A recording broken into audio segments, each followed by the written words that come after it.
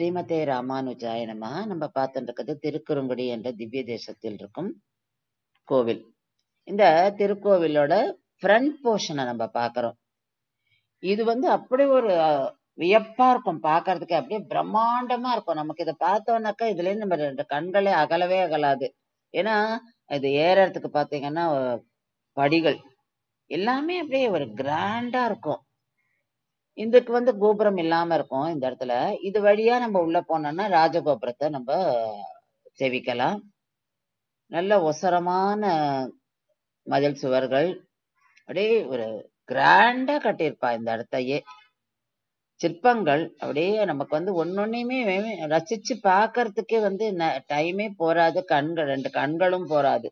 அந்த மாதிரி ஒரு அழகு இது. இந்த திவ்ய தேசம் திருநெல்வேலி கிட்ட இருக்கு. மேற்கு தொடர்ச்சி மலையோடைய ஃபுட்ஹில்ஸ்ல இருக்கு மலை அடிவாரம். இதுக்கு பக்கத்துல தான் மகேந்திரகிரி உண்டு. இந்த இடம் நிறைய நிகழ்ச்சிகளோட சம்பந்தப்பட்டிருக்கு.